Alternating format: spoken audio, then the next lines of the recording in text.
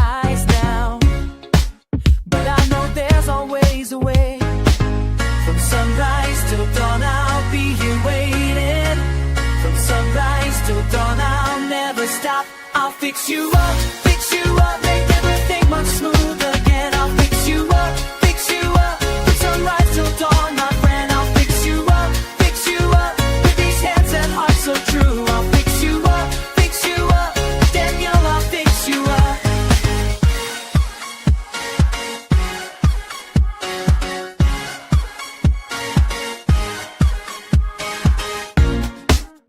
The connections might be tangled, the power source has lost its spark, but every wire tells a story, and I can mend what's torn apart. From sunrise till dawn, I'll be here waiting.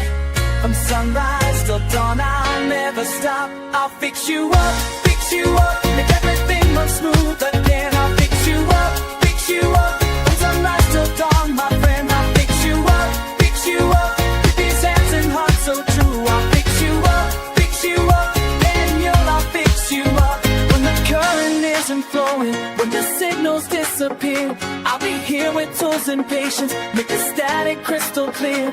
Every cable, every circuit, every problem that you bring, I'll restore what time has broken, make the whole world sing. So don't you worry about tomorrow, don't you stress about today. I've got maintenance for your troubles, and I'll chase them all away. I'll fix you up, make everything run smooth again. I'll fix you up, from sunrise till dawn, my friend. I'll fix you up, with these hands and hearts so true. I'll fix you up, Daniel, I'll fix you up. Hey, Daniel, everything's good as new. Hey, Daniel, I'll fix you up for you.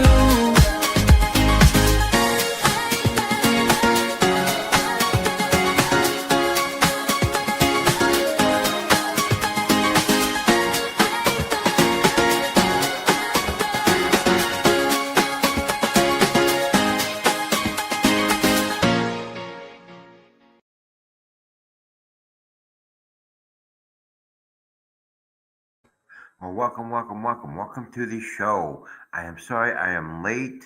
I had something important that had to be done, and I'm here now. So today is Judge Victoria Shackelford. So let's get started.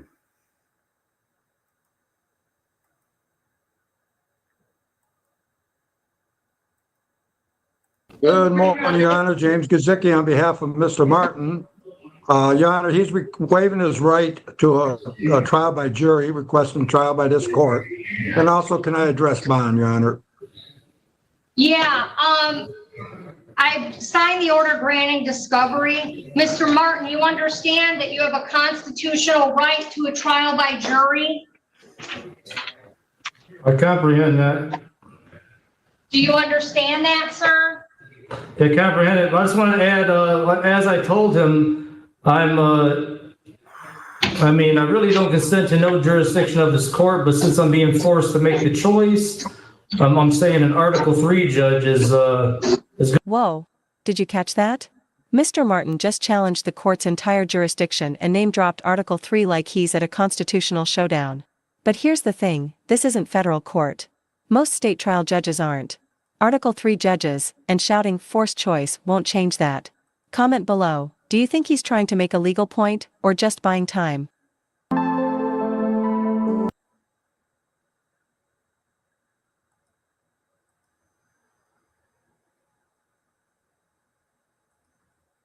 Choice, the forced choice. Article 3 judge. Okay. Even though the case shouldn't go, let me mention this too now. The case shouldn't even go that far. We shouldn't even be wasting taxpayers' money, nor my time in here. First of all, I proved my sister lying before on me with the same type of charge, okay? I don't know the case number right now. I asked Jasinski to find out what it is. But in the same court, 23rd District Court, the judge is seeing she lied when I questioned her, did you swing at me before I kicked you? She answered no to that, and it was seen on the camera, she lied. This is especially why I should not be made to wait on this. Mr. Martin, you have a constitutional right to a trial by jury. Are you voluntarily waiving the right to a trial by jury? Since I'm being forced to make Well, you're not being answer. forced to make any choices. Well, You can I have a make one or trial by. two, so I am being forced. Mr. Martin, listen, we can get through this, or we can go back and forth, and then I end up muting you, and then that's how we go forward. So let's see if we can do this without that, okay? You have a constitutional right to a trial by jury on this case. Are you waiving your right to a jury trial? Yes. And you understand that I'm the judge of the court, that I will be the trier of fact on your case? Well, I want a motion for the judge trial, but I'm going to object to you being the judge based on past constitutional violations. Okay, well, your motion for recusal is denied. So Okay. now, Mr. Martin, are you electing for me to try the case, yes or no? In that forced sense, yes. Well, you have two choices, a jury trial or me. Out of those two choices, which one do you like? Are you an Article 3 judge? Oh, here we go again. Mr. Martin, I'm not going to entertain jurisdictional arguments. I'm asking you, do you want a trial by a judge or a jury? And I'm being very patient. By a judge, I already said Article 3 judge. Article 3 Okay. judge. Okay, well, I will be your judge. I've made that clear. This is a case I have jurisdiction over. It's a misdemeanor that's alleged to have occurred in the city of Taylor. So you're indicating to me that you're relinquishing your rights to a trial by a jury, and you'll be tried by me. And you understand, you've had a chance to talk to your lawyer about this, Mr. Martin? Yep. Okay. I also want to make it clear, I have some other things to say. I enforce my right to a Republican form of government under Article 4, Section 4 of the U.S. Constitution, which is why the court don't have jurisdiction over me. And I am the third party beneficiary here. I am not the defendant. Can you find Despite me the fraudulent presumption otherwise. possible? All right, give us a second, Mr. Martin. I'm trying to get your jury trial date. We can even do on a state date. I want to make clear, I'll point out, it's supposed to be 28 days and Saturdays and Sundays are not supposed to be excluded because the 28 days is specific for speedy trials and misdemeanors. And since that's specific under the court rules, it should be 28 days without excluding Saturdays and Sundays or the legal holidays. That's made clear, I want to say, under the rule that dictates speedy trial, MCR 6.004C, and also MCR 1.103, the applicability rules that clearly says, where a rule is specific, it applies to that. So that the specific rules control over general rules. Okay, Madam Prosecutor, how many witnesses?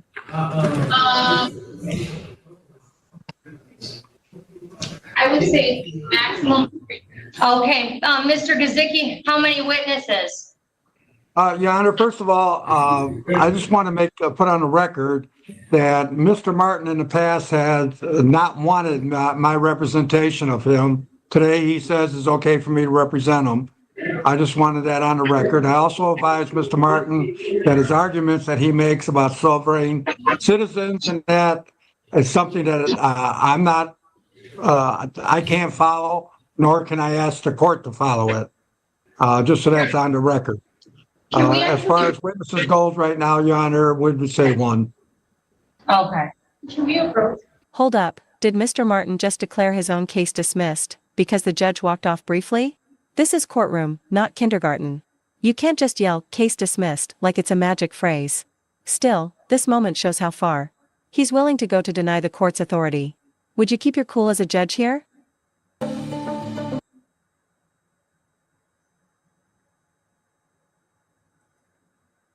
Comments. I mean, Mr. Gazicki's in the other room. Mr. Gazicki, can you come on in? We'll meet you in the back hallway. All right, Mr. Martin, 1 second. Yeah, and I got something to say too, we get time in response to what he said. And for the record, the judge has abandoned court. This case is dismissed. I order this case be dismissed. Case number 25-1756-SM. All right, we're going to set a bench trial July 14th in person at the 23rd District Court, July 14th at 10 a.m. Your Honor, can we address bond? You can address bond. Okay, Mr. Martin requested that I ask this court if he can have a no condition type bond in this matter. Okay, here's the problem. I'm just going to say it on the record. Request for a bond modification is denied. Mr. Martin had a very simple bond condition that he not go back to the residence. I know he doesn't think I can tell him that, but he's wrong.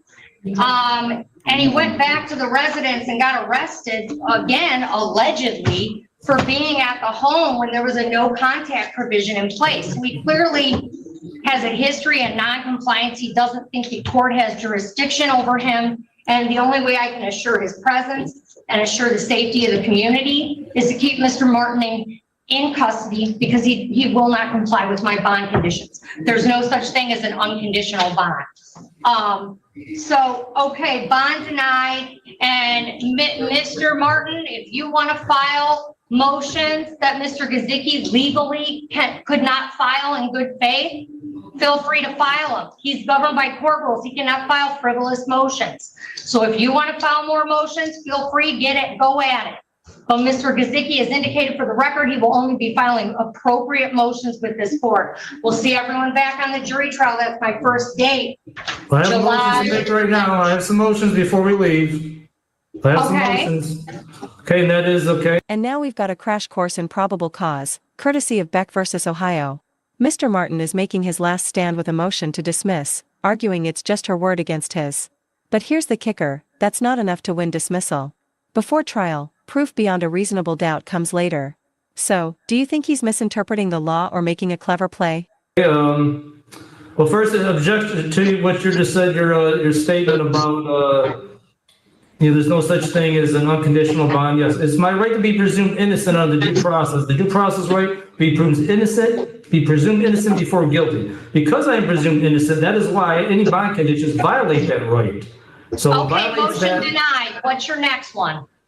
Okay, and I motion to dismiss because there is no probable cause. It is her word against mine. She's lying. She's been caught lying before. And there is no evidence at all. We have no case. There's no evidence. And that is not probable cause, as the U.S. Supreme Court said in Beck versus Ohio. Well, it's a misdemeanor, so we're not having a preliminary exam. We're having a bench trial. And the prosecutor will have to prove the allegations beyond a reasonable doubt.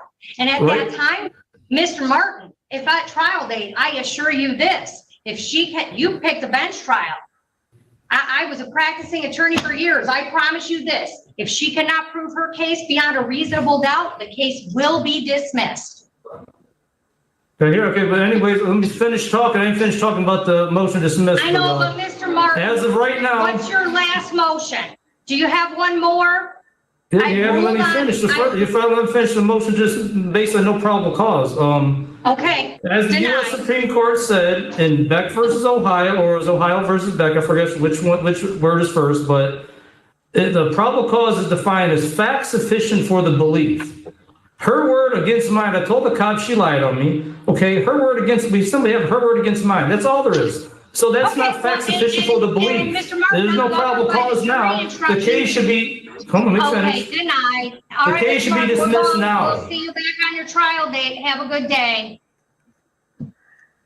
Okay. Thank you, Mr. Gazicki.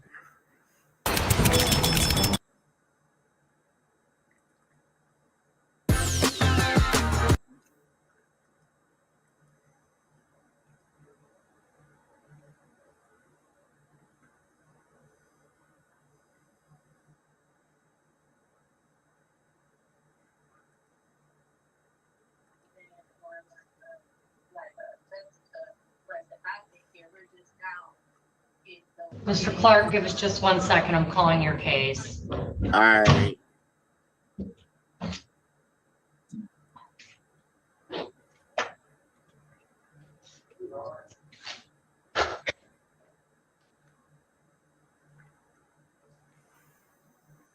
Dennis, jump in there.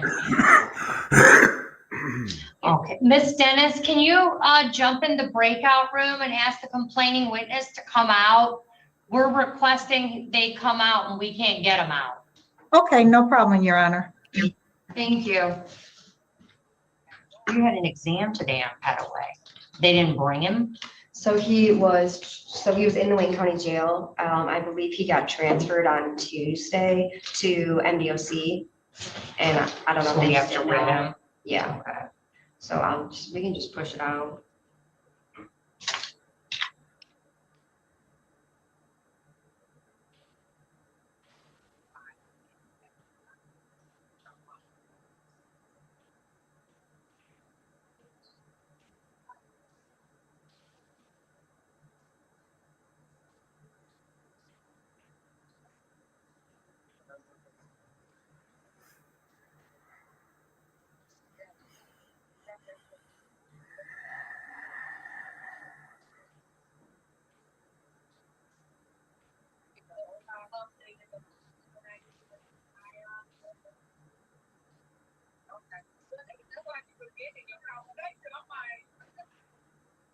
Have to close the rooms. We're gonna have to close the rooms to get them out. Close in 9 seconds. All right.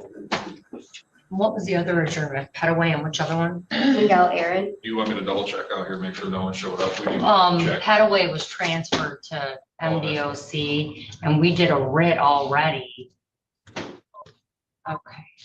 On Aaron. So, all right, we've got everyone in the courtroom. Oh, not yet. I'm trying. And Miss Maudlin closed the rooms too. So Mr. Gazicki, do you have anything else? No? Okay. Nothing else, Judge. Thank you. And we just got, all right, while we're trying to get him out, Amy, can I call these other two? Even when you close the rooms, it won't bring them out? Yeah, it's not working. It's like frozen. I've been trying to get back and forth in, it's frozen. Technical difficulties. Check-in clerk need to know anything? She went to Oh. Or she get a lunch before us. Mr. Harris. All right, while we're trying to get this individual out, I have 251159FD, the People versus Miguel Monte Aaron. Good morning, Your Honor. Alyssa Segura with the Neighborhood Defender Service, D6432, appearing on behalf of Miguel Aaron, who was not brought over from the Macomb County Jail. I am requesting to adjourn this matter in order to process a writ. I do have quite a few hearings on the 11th, Judge, if the court would allow us to push it out to the 18th. He is in custody on another matter, so he's not in custody on our case. Okay. All right, the examination on August 18th. I will give our clerks time to get him, but he was written for today. But I recall when we set this, we weren't sure if they could get him that quickly. Okay, can you do 11 a.m.? Sure can, Judge. All right, we'll set that one for the exam there. And then we have Mr. Petaway, and this is 251964FY, the state of Michigan versus Johnny Petaway. Good morning, Your Honor. Alyssa Segura with the Neighborhood Defender Service, D6432, appearing on behalf of Johnny Petaway, who is not present in the courtroom. He was held in the Wayne County Jail. This court granted him a personal bond. Unbeknownst to us, he did have a parole hold. And so when he was granted personal bond, looks like MDOC picked him up. He is currently being held in the Charles Egler Reception and Guidance Center.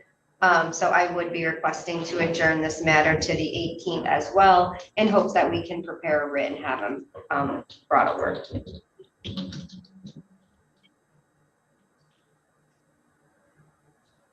All right, so we'll set the exam. This is obviously good cause if we hadn't already waived the 21 days. So we'll set this for August 18th at 10:30 a.m. Thank you, Judge. All right, thank you. Actually, I'm setting it at 11, which is when your other one is, because I've already got a few set at 10:30. Okay. All right, at 11 a.m. Thank you. All right, and were we successful? We lost them. Okay. This is 252147 FY, the people versus Stephen Clark. Good morning, Your Honor. Alyssa Segura with the Neighborhood Defender Service, P86432, appearing on behalf of Stephen Clark, who is present via Zoom. Mr. Clark, will you please state your name for the record? Stephen Clark. Hey, Tony, why should people come to the AI Advantage?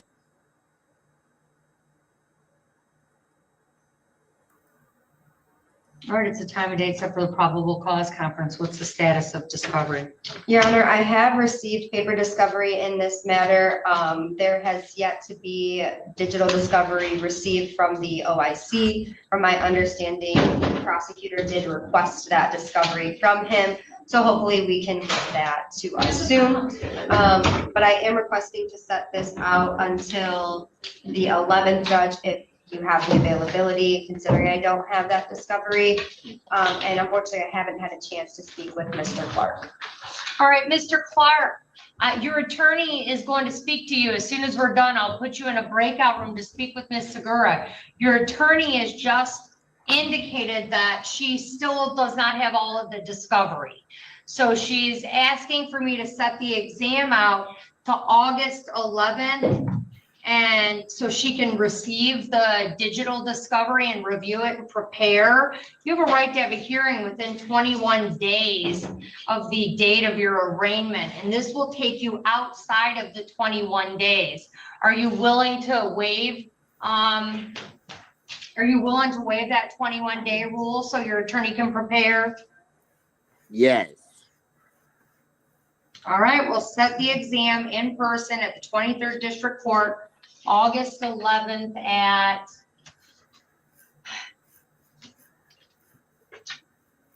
11 a.m.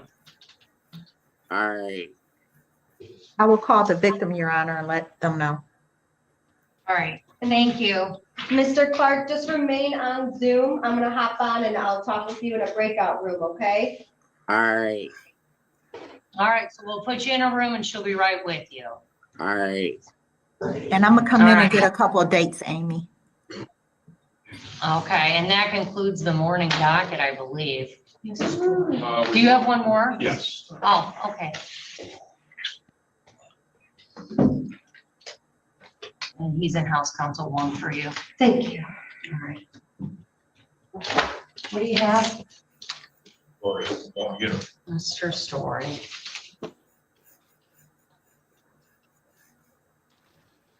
Judge, I like the morning. Mr. Panto, do you have something ready for me? Mr. Tonga. Oh, Mr. Tonga's ready.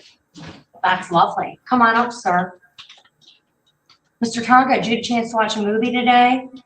Did you get a chance to watch a movie? Yeah, I did. What'd you think of that? Is that your mom with you? Yeah. Did your mom get to see that movie? No. Oh, your mom didn't get to see that? I'm sure she'd be very proud of you, wouldn't she? Disgusting how you behaved on that video. I apologize for how I reacted and the things that I said. Sorry. Jeffrey Fant on behalf of Mr. Tonga. All right. So, I'm sorry. no, you go ahead, Mr. Fanto. Mr. Tonga is prepared to enter plea guilty open and talks as a passenger under 771.1. Because the file last week was to send him to probation for an assessment. No history of any sort, but If we're anything like you,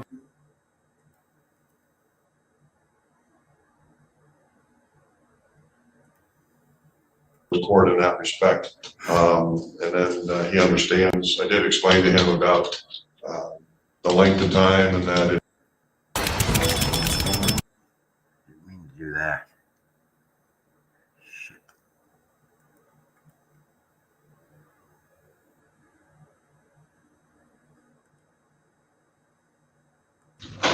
Good morning, Your Honor, not today, as on behalf of the people, B88493. James Kazuki, on behalf of the defendant. Mr. Martin. All right, Mr. Martin, can you tell me your first and last name? Of course, I object, I'm not the defendant here. Then I'm going to issue a bench warrant for your arrest. You're here. I'll recognize you. You're Mr. Martin. Okay. I understand. Let me ask a few preliminary questions. I know, Mr. Gazicki, you need to make a record. Is the complaining witness present for today's bench trial? Okay, okay, thank you. Two issues, one on discovery. We were here about 2 weeks ago. I did receive discovery, I believe it was like June 23rd or so on. I've been on vacation since the 3rd of July until yesterday. I had no opportunity to go down to the jail to visit Mr. Martin. But with, today I handed him a redacted copy because according to the discovery procedures in Wayne County, the only files I can share with the defendant are redacted.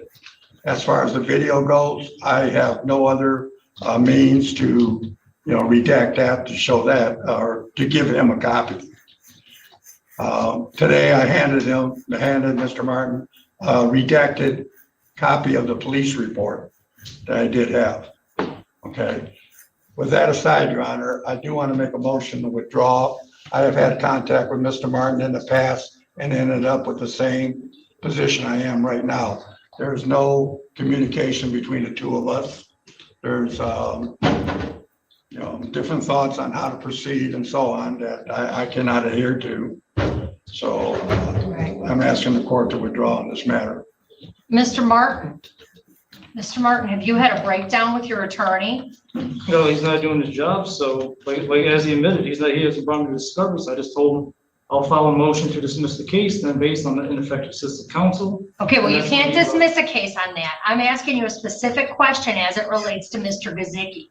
Do you want him removed from your case?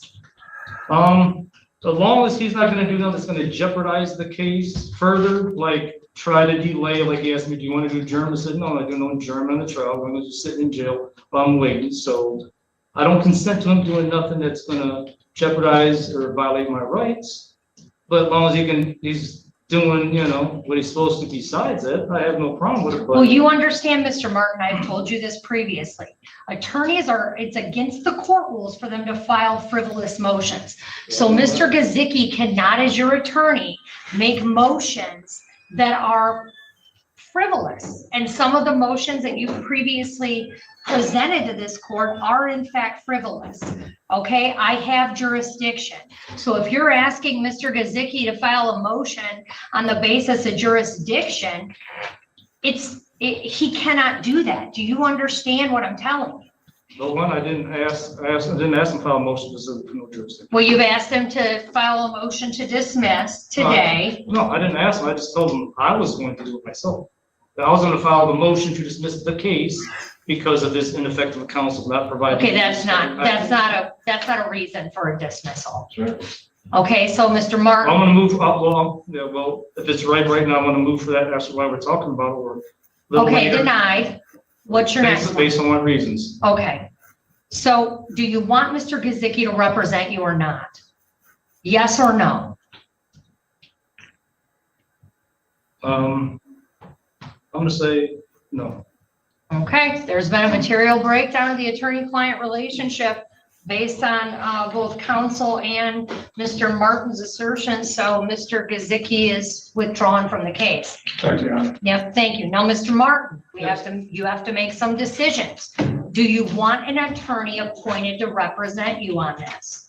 I know Unless one's immediately right now, no, because I'm not going to allow a delay in this case due to well, these Mr. Martin, attorneys not doing their jobs constantly. Mr. Martin, you have a constitutional right to an attorney. If you can't afford one, I will appoint one for you. Do you understand that? I comprehend that, yeah. Okay, But- so here's the thing. I don't want you to say that you don't want an attorney because you want to go to trial right now. Unless you have a true understanding of what that means. Because you can't go back later and say, well, now I want to appeal because I wasn't given counsel because I said I didn't want counsel because I want to go to court right now. Do you understand that? Well, I'm happy to adjourn this for a week but so that you can have an attorney. why I sit in jail? No, that's why I don't agree with that. So no, I can present myself fine. Been doing all 30 years studying, practicing. Well, it's not been going very well for you, Mr. Martin. It might be time for you to get an attorney. No, I don't agree with that. I've been being several cases myself. Okay. So but regardless of that, this is a simple case anyways. All right, Mr. Martin, listen to me. You understand, I want you to understand a few things, okay? Again, you have a right to an attorney at public expense. We could expedite this case and put it on a docket right away. It's a bench trial. So I could get you on, next week or later this week. I'm not certain if that's possible. It would likely be next week so that you could have a lawyer and that lawyer could represent you. And I want you to think about that because Mr. Martin, if you have a constitutional right to a lawyer or to represent yourself if that's what you want to do. But I need you to take the passion out of it, take the heat out of it for a minute and think about what you want to do as a smart decision. Do you want to wait a week for a trial? In the Win with Zin sweepstakes, you can get a chance to win $100,000. But there's more. Attorney present or not? No, I don't want to delay this because there's no guarantee the next attorney may do the same thing. Just keep on not doing their job and then think they're going to delay me. So no, I'm ready to go forward. And I have. You understand, Mr. Martin, that if you chose to represent yourself at this hearing, you're held to the same standards as an attorney. And do you understand that? No, objected under Haynes versus Kerner, U.S. Supreme Court case. Pro se litigants are held to less stringent standards than formal pleadings drafted by lawyers. Okay, well, this isn't a formal pleading. These are questionings of witnesses. The same Well, thing. no, it's not the same. I want you to listen, Mr. Martin. I'm trying to make sure your rights are protected right now. I'm asking you to get an attorney. You've indicated you want to proceed without one. And I'm asking that you understand, I'm not going to allow you to get up here and ask questions in a way that are inappropriate to witnesses. You can ask questions, you can get answers, you can ask more questions, but I'm not going to allow this to meander into something that it's not. Do you understand that? Well, I do my best. If it, do something, that comes that you let me know or whatever. But of course, I know the basics of presenting a case, be it criminal or civil. So, Did you go to college for 7 years to be a lawyer? Not official college, but when I was in prison 24 years, I studied the law library for 24 years straight. Okay. 30 years now counting being out. So Okay. there might be That's a few your things I might choice. forget. If that's, Mr. Martin, I'm not, look, you and I have gone back and forth for several hearings at this point. I'm not going to change your mind on things. I know that, right? Right. Yeah. Do you have a right to a trial? You have a right to a trial by jury or judge. You've previously waived your right to a trial by jury. Is that correct? Right. Yeah. Okay. And so Since here I'm we, not going to get a jury by like I really want, a jury of my peers to be those of the sovereign people, since that was denied before Slaton's court. Same. yeah. Do you know, where am I supposed to go to get a judge of a jury of sovereign citizens? I mean, that's not how it works. That's not what the Constitution requires. So you're waiving your right to a trial by jury, correct? Only because, like I said, I can't get a jury by my peers of sovereign people. Oh, okay. And are you waiving your right to an attorney? As of now, but let's say, worst case, let's say even though I should, there's no evidence, even if it was to be guilty, I would then want an attorney to represent me on appeal, I'll say that. But, Okay, well, I want you to know that you would have a constitutional right to have that attorney too. right. And But if as you're of now, found- no, because these attorneys keep, like I said, they keep doing this, it's constant. Okay, That I've been having, not doing their job and holding me up, I'm not Okay, all right. Is there another Officer Frisky? Officer Kemp, can you come up for a second? And if you can stay with the prisoner. But also I need, Give me a second, okay? Birmingham. Watch what Gen X do to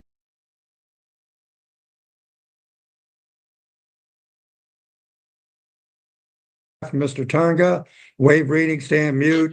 He's going to plead guilty to the open intox, asking the court to take it under 771. Sir, do you understand everything your attorney just said? Yes, Your Honor. All right. And you understand that open intox is still a misdemeanor? Yes, Your Honor. And it could get up to 90 days for that. You understand that? Yes. All right, I have to tell you the maximum, sir. Looks like there's a plea agreement that you would have a delayed sentence under 771.1 for a period of 12 months. So you'd have some probation terms for 12 months and then the case would be dismissed. Do you understand all of that? Yes, and that goes as I'm a passenger too. I'm sorry for questions, but What's that? and that goes as I was a passenger too, so that applies still. Did you talk to your attorney about that? Yes, it does apply if you're a passenger. Okay. Sir, I can't give you legal advice. That's why you have an attorney. So, Sorry about that. okay. So, do you understand all of that? Yes, Your Honor. Did you go over your constitutional rights with your attorney that are outlined on this advice of rights form? Yes, Your Honor. Did you understand your rights? Yes, Your Honor. Mr. Tonga, sit down. You're making me dizzy. We're gonna get through this. You're making me dizzy. All right. So you sign the advice of rights. You understand those rights? Yes, Your Honor. You understand if you're under a plea to this, you'll be waiving those trial rights. There will be no trial of any kind. Yes, Your Honor. All right. So the charge of open intox, sir, how do you plead? Guilty. Has anyone forced you to get you to plead? No. Has anyone promised you anything other than the terms of the agreement to get you to plead? No. Are you pleading guilty of your own free will? Yeah. Yes. All right, well, you're shaking your whole head no, Mr. Tonga. I have a whole book of court rules. There are questions I have to ask someone when they plead guilty. I'm not inventing these questions as I go. These are questions I must ask you. So, but I don't want you to shake your head no and tell me yes. I mean, this is a decision that you need to make, and I want to make sure that you're making it knowing and voluntarily. Okay. So, yeah. Okay. Just plead me guilty. I talked to him. Plead me guilty. I accepted all my rights. Just plead me guilty. I got 12 months, whatever, probation. Who are you talking to? Who are you talking to, Mr. Tonga? Sit down.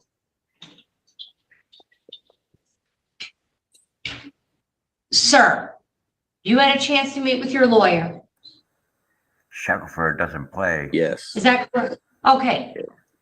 Listen, do you want the plea or not?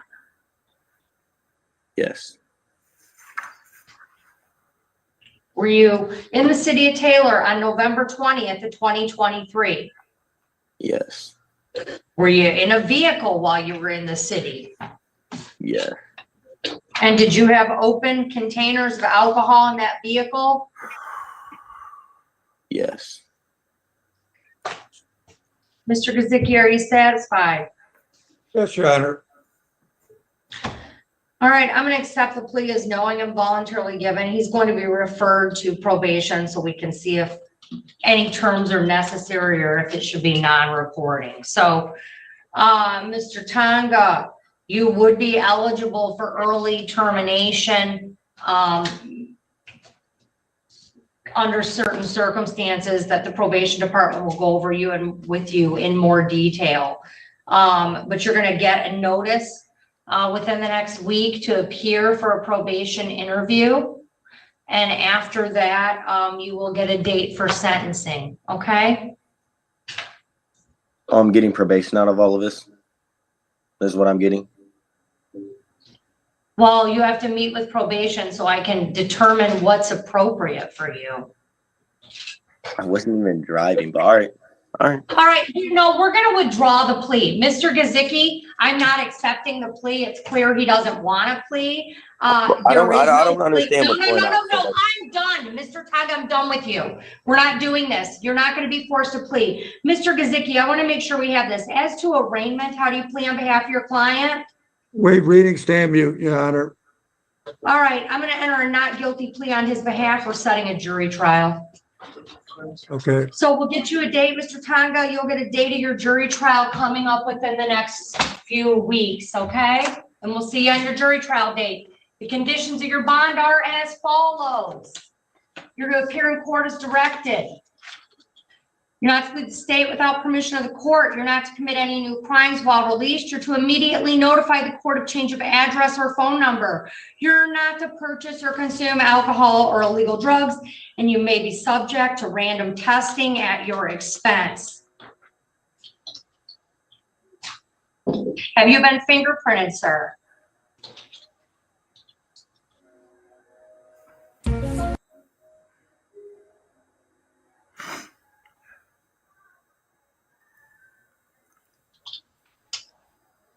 He took off. Oh, he left. Oh, wait, he's back. I think he keeps getting. Because that's happened before.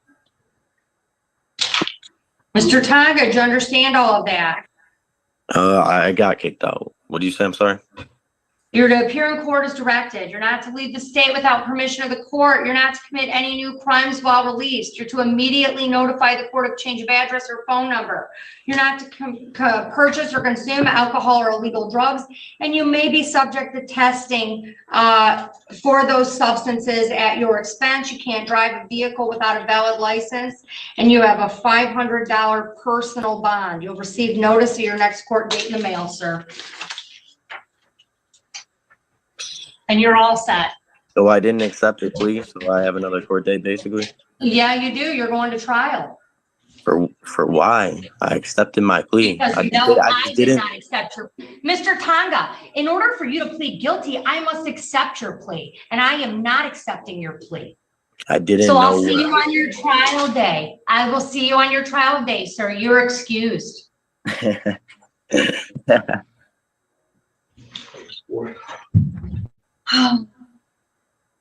Okay. All right, Mr. Tonga, I see you're back.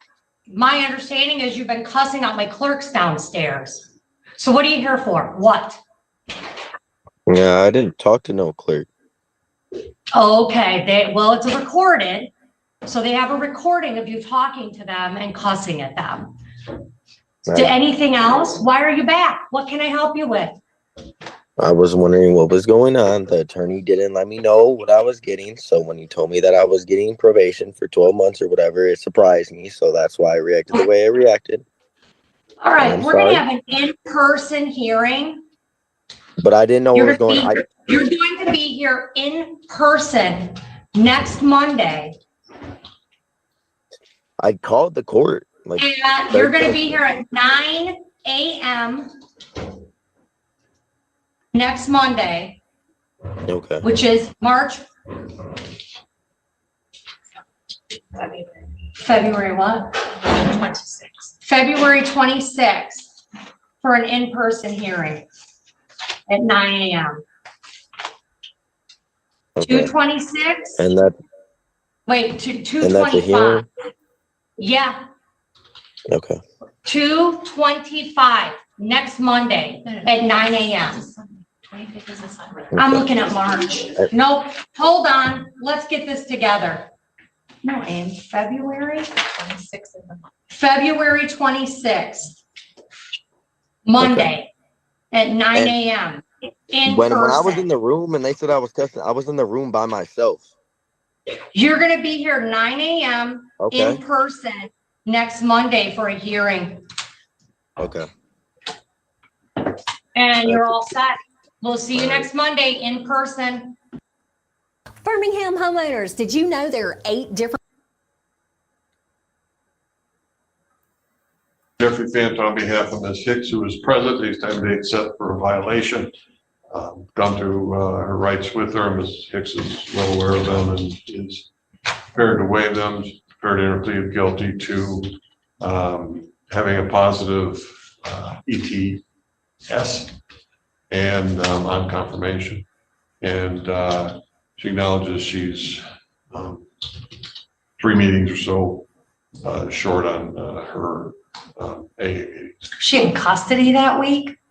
No, Judge. Oh, it's not the I week she was just in. got up, it was right after I got up. She got on the 12th, she went to meeting on the 13th and not again until the 18th. So there was like 5 days or 4 days that she could have done meetings. I will say I seen my peer coach on Thursday, but it was a phone interview, so I didn't write it down. Okay, we'll write them down for now on. All right.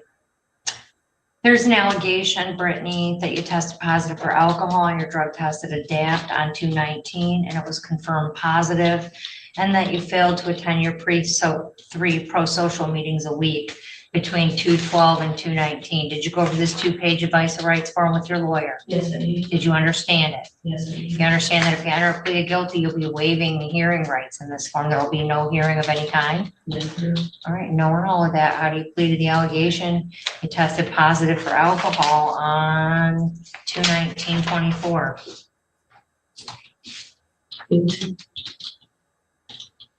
To the allegation that you failed to attend your 3 pro-social meetings between 2/12 and 2/19, how do you plead? All right, I'm gonna accept the plea as knowing and voluntarily given. Brittany, what are we going to do with you?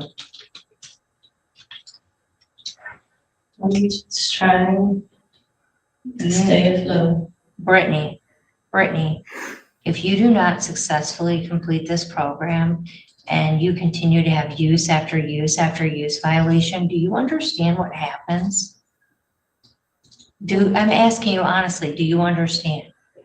You told me I got up to 5 years for my charge. Well, I don't know. It looks like your charge is a 1 year. But like, it's Oakland County. It is not Wayne County.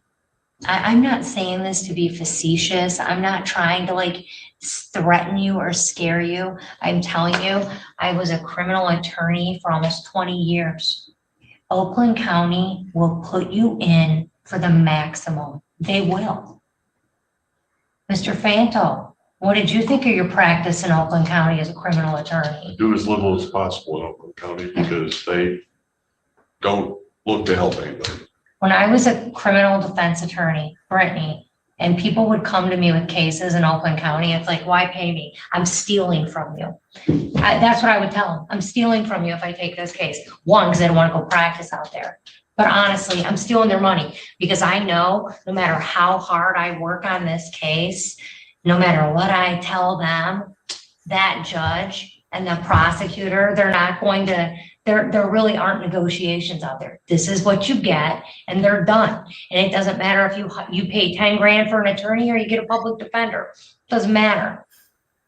You're doing it. Like that's just how it works out there. They have room. And you've got kids. You clearly have a substance use problem. I mean, at this point, every violation you've had is for use.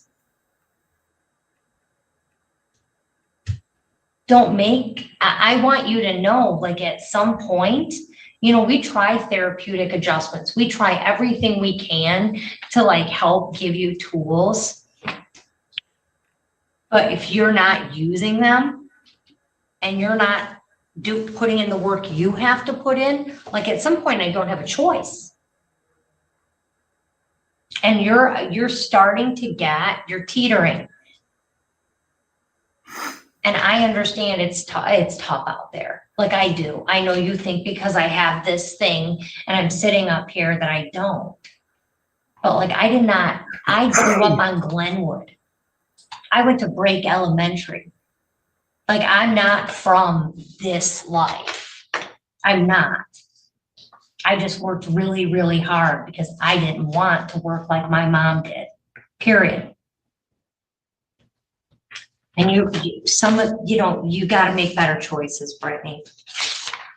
And I don't know, we had a staff meeting, the whole meeting was how do we help Brittany? How does this happen? But it all comes back to like, well, what's Brittany doing?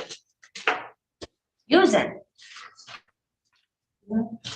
Brittany, you just went to jail. Exactly. For coke. Right before that, you went to jail for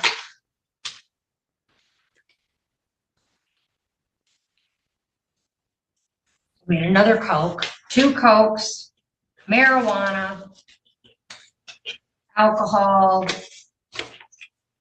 I mean, you've already done an IOP. If you don't use the tools we give you, you get out of this what you put into it. We're increasing your drug testing to fuchsia. You're doing the 90 and 90, which I know you've already gone to meetings, and Mr. Fanto and I had a discussion about that. So you do 90 and 90. We're gonna have a round table meeting with you, with your treatment team. All right. Yeah. So we can try and figure out what's going on. But I mean, Brittany, the company you keep is bad for you. You keep bad company around you. Because every time you're with someone, you were sitting in a car with someone came over, you were like, these people are bad for you. This time I was literally just at a hotel for my daughter for her birthday. I was at a hotel with my daughter for her birthday this weekend. Drinking? No, I wasn't. You have a confirmed positive alcohol test. I really haven't. Brittany, you had a confirmed positive test. You had a confirmed positive test.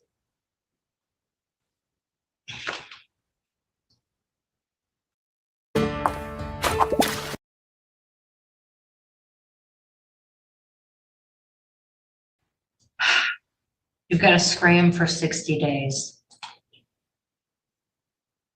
And now we come to the jail time. Still got your job? Yes. Yeah. Brittany, you got 2 days you got to do. I took into custody right away last time. I know you had to take 5 days off and you kept your job. I'm not gonna make you turn yourself in right now. Cause I don't, when's your day off? Today, I don't go back to work actually until today, and then I go to work I picked up tomorrow for overtime, and then I don't go back till Sunday. What's tomorrow? Friday? What time's your shift end on Friday? 5 o'clock. Can you turn yourself in tomorrow night? Or so Friday night and Saturday night? What time do you work Sunday? 5 a.m. You wanna do one of your nights tonight and do the other one this weekend?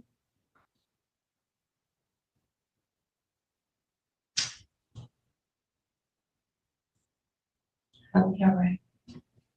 All right, she's gonna serve 1 day, forklift. And that way she can keep her job. And then 1 with a turn-in date. You wanna do, so you're gonna do Friday at 5 to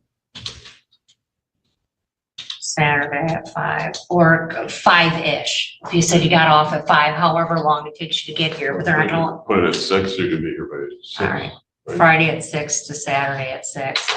Brittany, I was hoping that those days in county would give you some time to reflect. Because like, this is on you.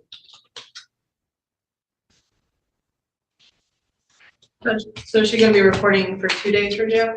She's doing 1 day right now. And then she's gonna do the next, then she turned herself Friday at 6. I mean, She'll be released at 4 a.m. Then she'll go to work and then she'll come back and be back here at 6. It's tomorrow, Friday. All right, she's doing overnight. I don't know if they're gonna let her out that early. Will they? I just Would not I recommend just that do she it all reports now. Friday and then. You'll do it all now, just get it done? Yeah, I just gotta call her and tell her that. You can call them and tell them that. She's going now, she's gonna do 2 days while she's off. Yeah. Okay. Brittany, get on track. We're rooting for you. But like, this is no way to live, man.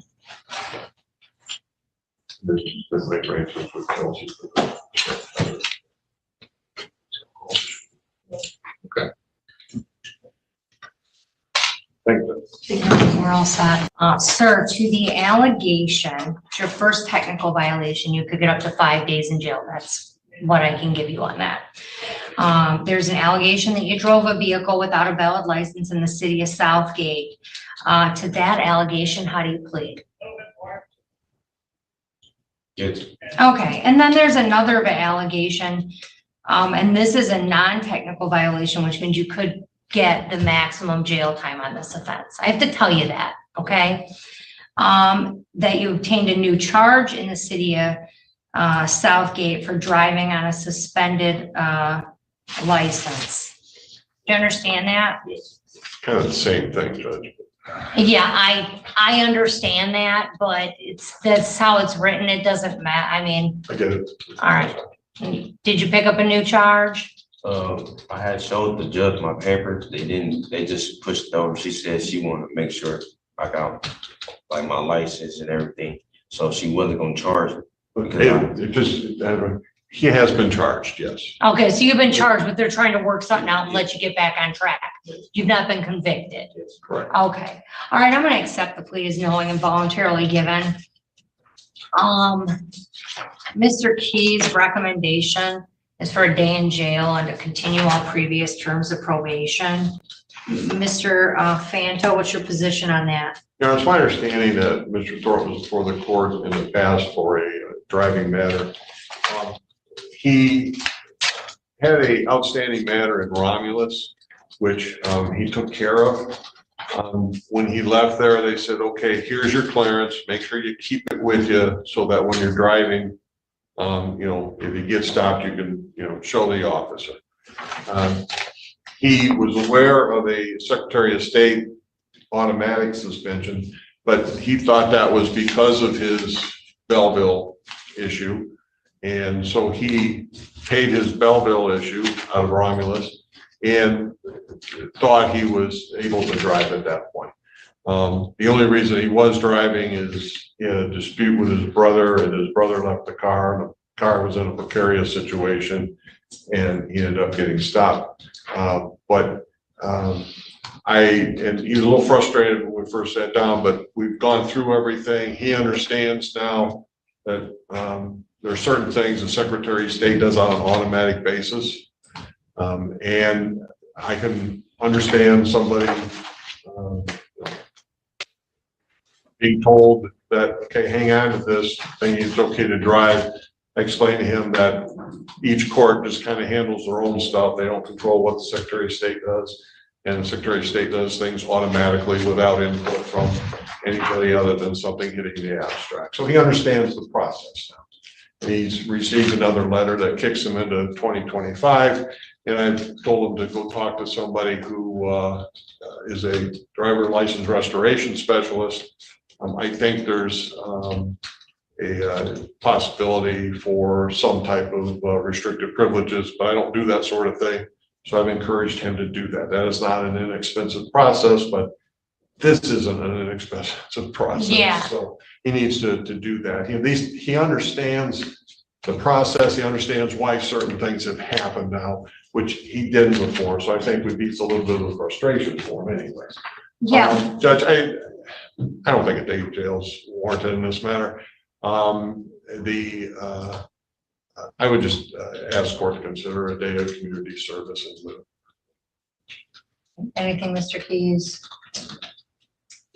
My main concern is that this is now the second violation for driving without a license. He's had a previous violation here for that? Correct. Oh, Mr. Thornton, stop driving. Then I think it was after that he took care of Belleville. And he thought that was the issue. Yeah, Mr. There was Thornton, something beyond that. Secretary of State, when things go on your record, they do what they do administratively, and it has nothing to do with the courts. Like, it's not, they're their own bureaucracy, and we communicate with them because we have to. But they're their own separate animal that's stopping you from getting your license back, all right? If we're anything like you,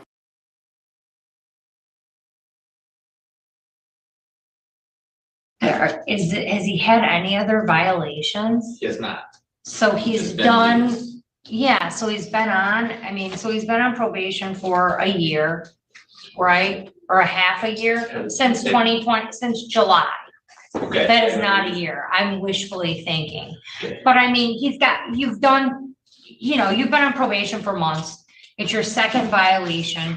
I see there are letters in the file that you've attended sessions you were required to do.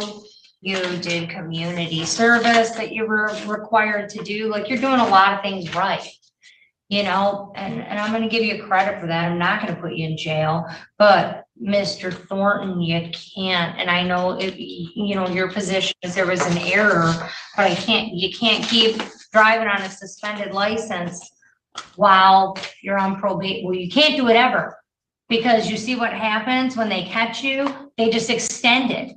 And it goes on forever. And I recognize the reality of most human beings that have suspended licenses is how you supposed to get to work, how you supposed to get to court, how you supposed to see your kids, how you supposed to do all these things, right? I recognize the problem in that, but I'm telling you, you can't do it while you're under court supervision. You shouldn't do it ever, because you're gonna end, it just spirals. Right. So get in touch with the Secretary of State, see what they can do or what you can do on their end. I'm gonna give you a day of community service. Thank you. If you get another one, I'm gonna have to give you a day in jail. You can't get a third, you can't drive again. You cannot drive again. Yeah, I'm at like 70 hours left. So that would be like 78. Yeah, of community service left? Yeah. Okay. About 200, Yeah. or a lot. Because he had 100, and then there's been. Yeah, I was I at had to look 200 at when the I file, started. but yeah, there was a few hours, quite a few hours. All right, 200, I gave him 200. Correct. It's a larceny. That's why I don't like I'm it. not complaining. I hope are you learning anything good from doing it? Absolutely.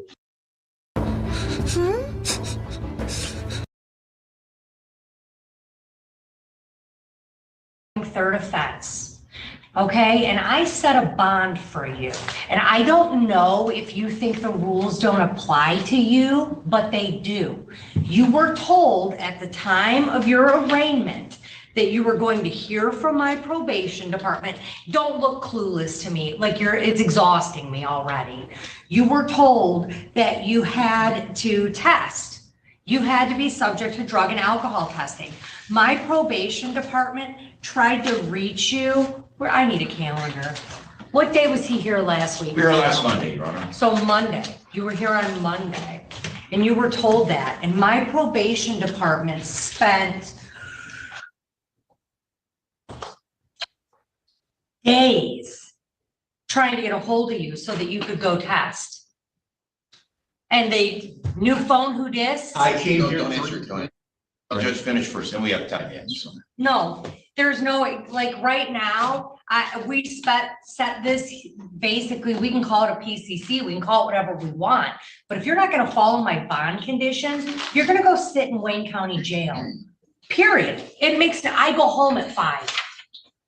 And if it's too hard for you to do what you're supposed to do out on bond, sir, I have zero.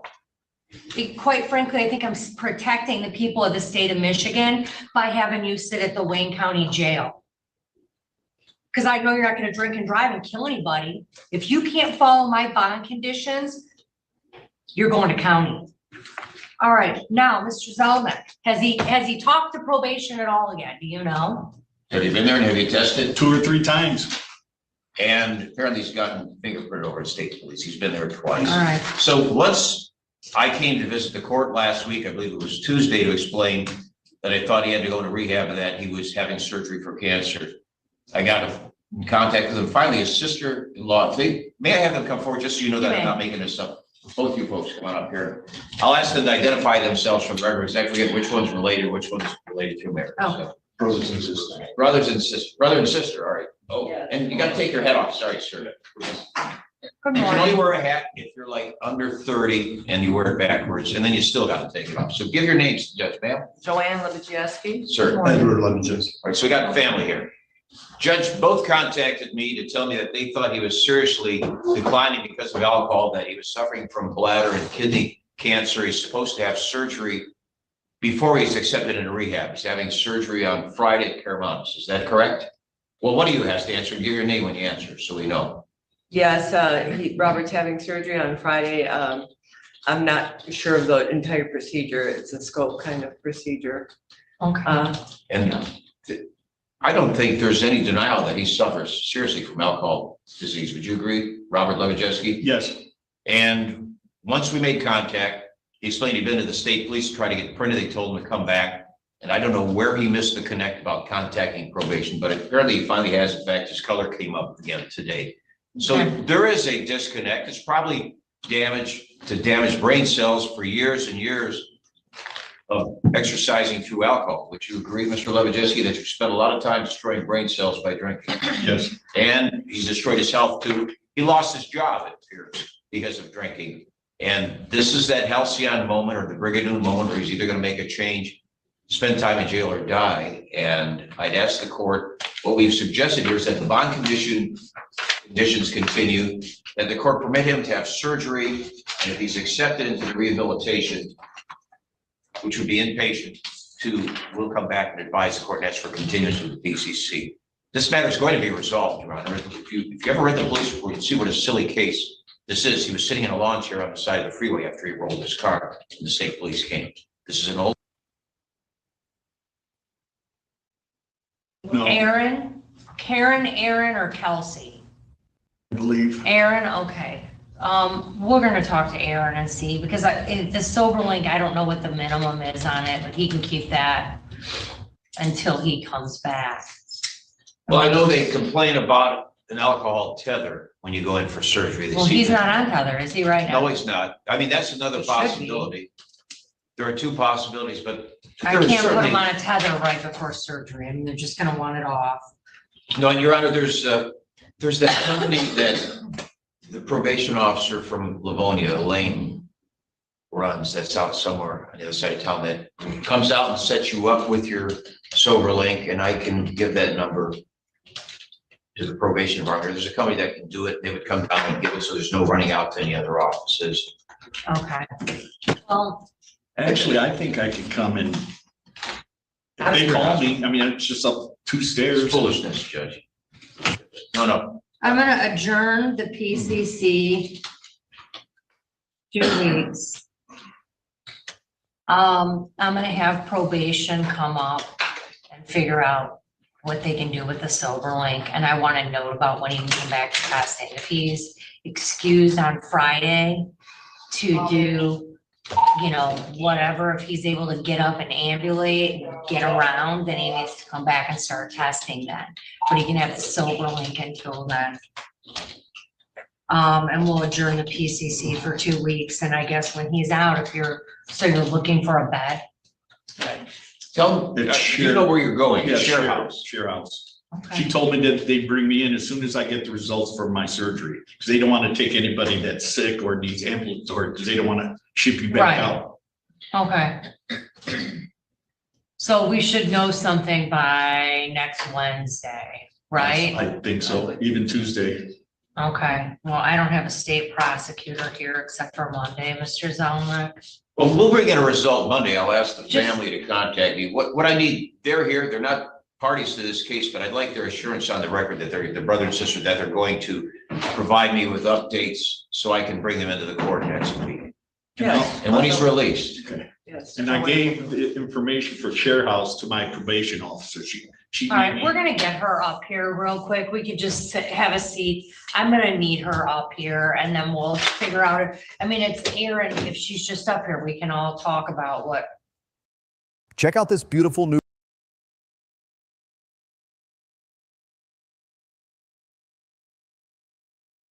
You want Okay, need so to if we wait. could just have a seat real quick, yeah, Thank you. and let me just get her up here. Take a seat back there. So while you're making your way up, I'm just gonna give a brief synopsis. We had a bench conference with the probation department, Mr. Zelnick. All right, and we're trying to come up with a solution that holds you accountable, but also accommodates the fact that you're about to have a procedure. All right, so here's what we're going to do. You're gonna go downstairs to probation when we're done. Aaron's gonna at least make a call and tell you what you need to do to get your SoberLink. SoberLink is like a breathalyzer device, and we're gonna let you use that. And you're still testing until Friday, unless on Thursday you've got to do some sort of prep I don't know about. But you're gonna start using the SoberLink on Friday until your doctor releases you.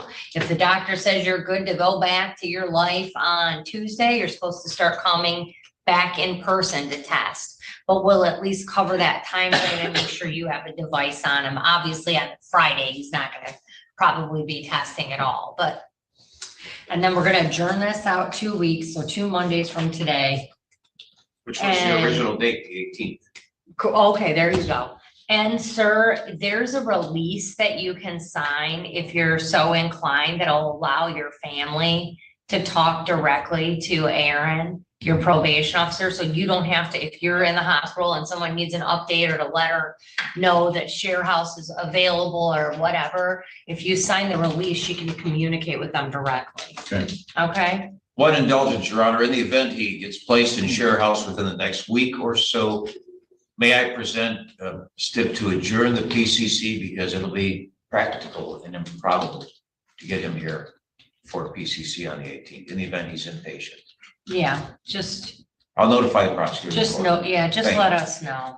Okay? All right, understand what's going on? Yes. Family understand what's going on? Yes. All right, very good. All right, you're all We'll take him set. downstairs, have him sign the waiver of privilege. Thank you. Okay, yep, thank you. So are you trying to adjourn? So you don't have the police report from the 0082 is what you're saying? I do not, Your Honor. We, as far as I can tell within our file, I don't have any discovery yet. It may have been transmitted and not uploaded yet, but as far as I can see. Your Honor, it appears that we just received the discovery request from the PD's office this morning, so I believe they'll be sending it shortly.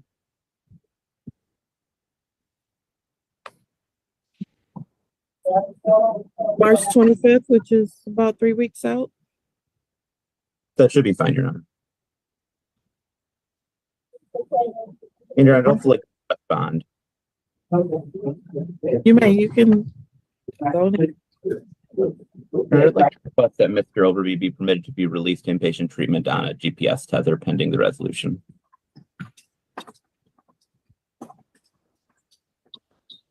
Mr. McDuffie? So, Your Honor, I'm going to, in this case, actually object to that. And I understand that that is the request. And it was, I think, at least a provision in the report that Mr. Overby could be released only to inpatient on GPS tether. My concern is that Mr. Overby, first of all, is in an extremely dangerous situation, not only for himself, well, for others, given this report that I understand Mr. Lebo hasn't reviewed yet. But Mr. Overby is drinking to such an extreme extent that I am very uncomfortable with essentially watching him kill himself. And he has, one of the issues with his violation is that he was not honest and left his treatment and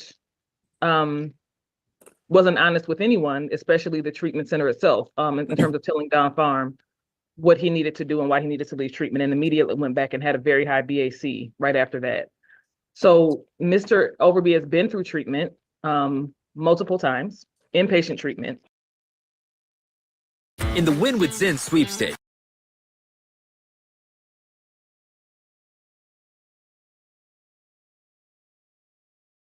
Are you waiving those rights and entering a plea?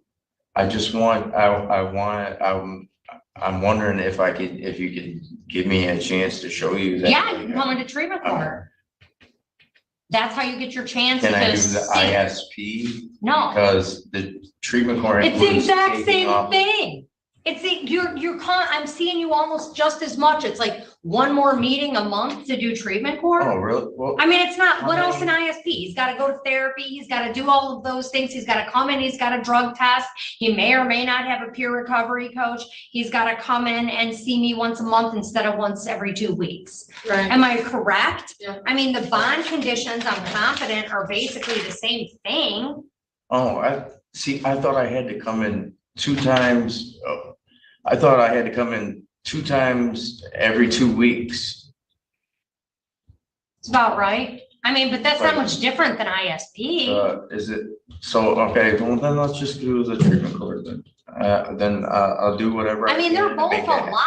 I mean, I just don't I want you to think understand. like, oh, I don't want to do, I mean, here's the thing. The first thing is, Mr. Ellis, you have a drug problem. Of course, yeah. Okay, Yes, so yes, I I'm gonna guess, I'm just gonna go use my crystal ball that on the days you admitted to these using, using like literally all the drugs, when you did this, you probably drove up to the court to drug test. And you're here because you had an operating on the presence of drugs, and you had literally all the drugs in your system that you had to, that when you tested on these tests, that's all in your system on the day of this incident. So and you came in here to me and lied to this court and said, I'm clean, I don't do drugs anymore. And then you've been up to the court twice, drug testing positive for the same drugs that got you in front of me in the first Well, place. that's what the drug that they gave me to wean off was a benzo. Sir, you admitted, according to these allegations, you admitted to using Xanax, Yes, Klonopin, I marijuana, and admit- Suboxone. Yes, I admitted to How, do you that. want to give a hearing or do you want to enter a plea of guilty to these? I don't know. I don't know. Okay, we have 2 options. Let's go over them. You have the right to a lawyer, appointed at public expense. You've already waived that and asked that Mr. Fanto not be here. Is that accurate? Yes or no? Yes. Okay. You would have a hearing. You have a right to a contested violation hearing. The evidence against you must be disclosed. The evidence would likely be, in this case, the drug test and whatever statements you made to probation. You have the right to be present at the hearing, to present evidence, and to examine and cross-examine witnesses. And the court may consider only evidence that is relevant to the violation, but it need not apply the rules of evidence except for those pertaining to privilege. Like, I couldn't ask about what conversations you had with your attorney or your therapist or things like that. And that the prosecutor would have the burden of proving the violation by a preponderance of the evidence. That's like 51%. Okay, it's not beyond a reasonable doubt like in criminal cases. Do you understand all of that? Mhm. Is that a yes? Yes. Okay, she gotta take down what you say, sir. All right. So, to the allegation that you tested positive for benzos, marijuana, buprenorphine on 3/11 and 3/19, how do you plead? I plead guilty. All right. Did you admit to using Xanax, Klonopin, marijuana, and Suboxone? Yes. And did you admit to utilizing fake urine on the 3/19 drug test? Yes. I'm prescribed Suboxone. Why would you use fake urine? I'm prescribed because So?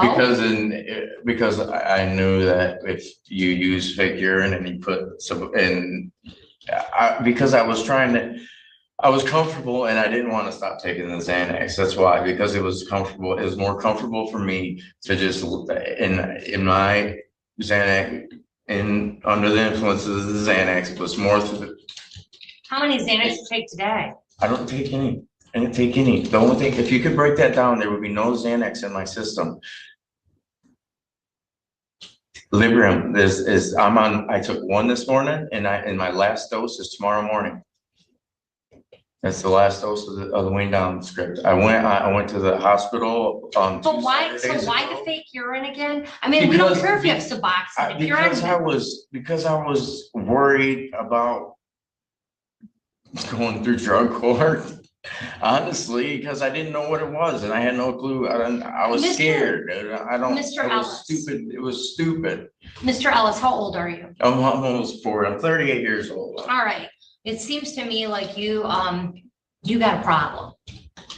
Can we admit to that? Yeah, Can I we have a agree problem. on Yes, that? we have. You we have a agree. serious substance use problem. Yeah. And Okay, one I've second. done You've done what? I've done a lot of work over the last 2 years, and the only reason that I started to take the Xanax was I was trying to wean myself off of this Suboxone when I first got back from Florida. Over the last 2 years, I was clean for over 1 year and 3 months. I stopped taking bipolar medication, two different depression medications, and then I got home and I was like, look, I'm gonna get off of Suboxone.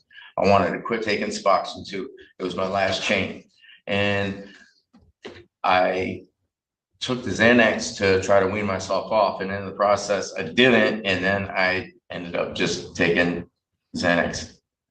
But I wasn't getting blacked out because I was. Is that your standard? No, I it's mean, not but my you standard. understand that that's. I completely, yes, I mean, completely understand. I want I to know, completely Mr. understand. Ellis, in your current state, I want to know if you can hear the words coming out of your mouth. And does it make you recognize, like, I am desperate? I know I have a I problem. am and I'm- desperate for help. I know I have a problem, and I'm desperate for, and I I'm not really desperate for help. I have Christ. How's that working out? I have How's that Christ. working out? You know what? How's that working I out? don't know. I don't Doesn't know. look good. Did you know that you could be generating 10 grand?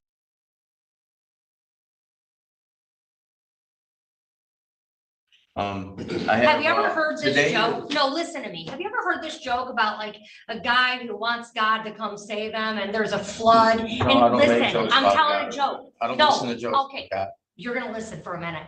And the guy sits on the roof and someone comes with a boat and they go, hey man, get in, I'm gonna help you get out of here. No, I'm waiting for God. Then a helicopter comes. No, I'm waiting for God. And then whatever else comes, a raft. No, I'm waiting for God. Right? And then he dies in the flood and goes to heaven. And he's like, God, why didn't you help me? God said, I sent a rope. I sent a helicopter. I sent a raft and you didn't take any of them. Understand. Right? I understand. Like God doesn't come down personally and fix problems for you. I understand. If that's what you know what, need. and you're right, and you know what, you're right.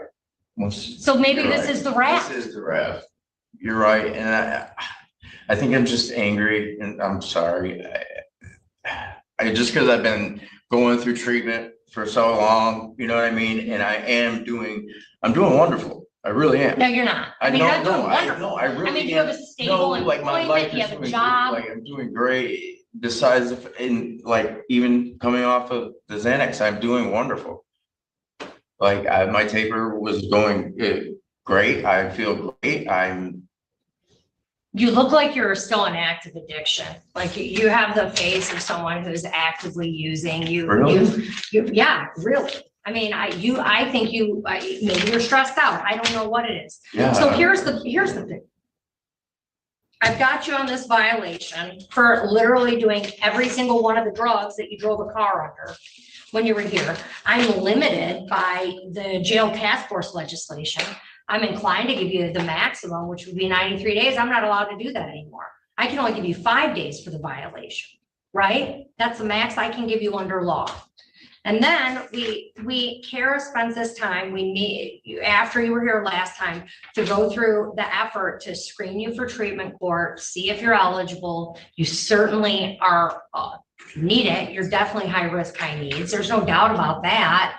And now we have to make a decision. I mean, you want to stay on standard probation? Here, I'll tell you what'll happen. I have a crystal ball. I'll give you 5 days today.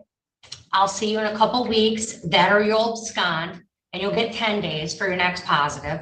And then you'll get 15. So I'll and then come back in a couple of weeks and do my 5 days. No, I'm telling you, on standard probation, I can't just tell you, you go to jail now and we're just done. I'm closing your file, right? I can't do that. I'm not allowed to. Okay. So you stay on standard, you're going to continue to violate because you're not getting the treatment you need and the services you need. And ultimately, we're just delaying me giving you the 93 days until the law says I'm allowed to. You're going to continue to violate. You're going to, I'm talking, you're going to continue to use, and eventually you'll get to 4 and I'll give you the 93 days, right? That's option one, because that's what I can do. And option 2 is treatment court. And a treatment court, maybe you'll actually get the stuff you need. And what do I think you need? I said, I know what I need. I mean, if so, do I go to jail today? What are you, we're talking about your 5 days. Well, that's your 5 first days. problem. That's But- what I'm asking. But Like, what are we doing afterwards? Am I keeping you on standard? Are you going into treatment court? Nope, standard. Okay, standard it is. And I would like to request that he get a substance use and rehabilitation. All right, so I need the probation orders. You're gonna stay on standard 2 and 5 days today. Then I'll see you when you get out. He's going to drug test on, I don't have my Suboxone. okay? Today is my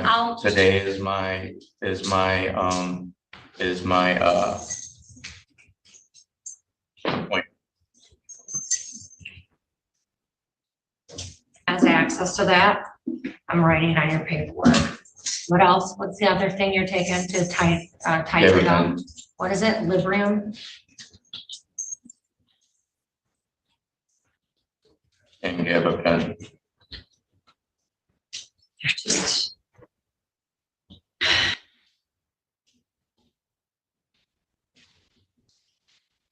Is to undergo mental health eval. These are the terms of your probation that I'm modifying. He's doing a mental health eval. He's doing a substance. Swap your bedtime milk.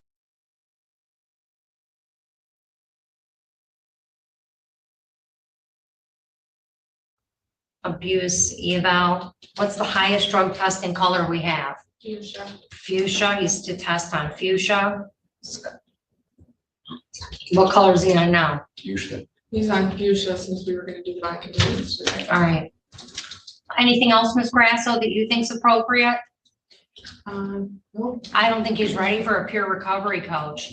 I think he needs to be referred, but hopefully the evaluation will make determinations on that. I'm making a note for the bond paperwork that that you're going to need Suboxone. And I did write gabapentin and Librium. I don't know Need to what contact my employer. they'll let you make a phone call back. All right. Anything else? All right. Can I get your appearance? Jeffrey Fant on behalf of Ms. Boyce. Miss Boyce, you were supposed to be here at 10:30 a.m. and you weren't here. I know, I'm so sorry. I thought it was tomorrow. That's why I called right away when I figured it out. What time did you call? At 12:30.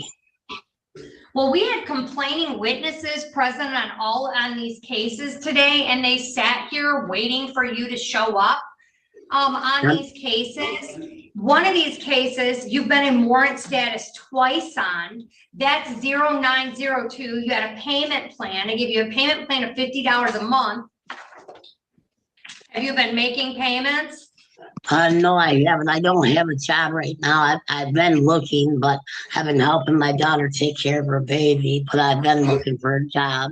But see, I don't have a car, so I gotta look closely, a place close where I can walk to or take a bus. And so it kind of lowers my, places to get a job. Yeah, well, I think you're a flight risk. You don't come to court. I have another one from November of 22 for an assaultive crime that you never came to court on. And you've been in bench warrant status on that for 1 year and 3 months. Like you don't show up. You've got tickets that are unpaid. You're driving a car when you're not supposed to. You just you want the court to make all these exceptions for you. You've got a criminal history dating back to when I was in high school. Your criminal record starts when I was 16.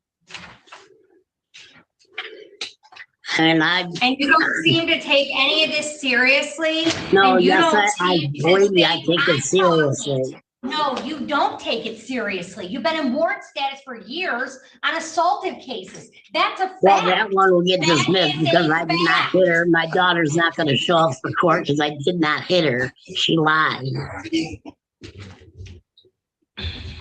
You could turn yourself in person. You could turn yourself in. We could set you a court date. You have $100 bond on the, $100 cash bond on the driving while license suspended. That's 24034302. And you need to come up to court and pay that. Yeah. I could probably do that on, probably around the 15th. I can get the money for that. All right, well, you'll be in warrant status until that time. Okay, but I could just go into a courthouse with the $100 and then, Yeah, and then you'll come see me, and then we'll set a court date. okay. But go to the police station with money, right? Or do I go to the No, you come courthouse? to the court, ma'am. You come to the court. Okay, okay. You're all set. You're in warrant Okay, thank status. you, ma'am. And you'll remain in warrant status until you come into the building. Okay, Thank you. thank you, ma'am. Mr. Vance, on behalf of Mr. Plonka, today's time date set for sentencing. We reviewed the pre-sentence report. Same appears to be factually accurate. We did have a chance to speak with the court in chambers and asked the court to adopt consistent with our conversation. Okay, so Mr. Tonga, did you tell your mom on your ride home how you behaved to court staff? Yeah, she knows. Okay, was she proud of you? Yeah. Okay, I know you're 21 and young, but there are certain places where you're on your best behavior. And like, if you're not on your best behavior in those places, it makes it scary for the world to me. How do you behave in a library or a mall? If you behave that way in a courtroom, right? Do you just light things on fire while you're like running through buildings, right? How you behave in here, that is a reflection of The police officer at the scene.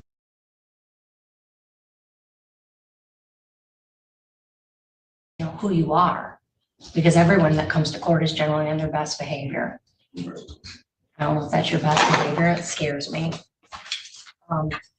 Your total amount due is going to be $675. Okay. That's a fine of 50, court cost of 50, state cost of 50, plus a victim's rights fund of 75.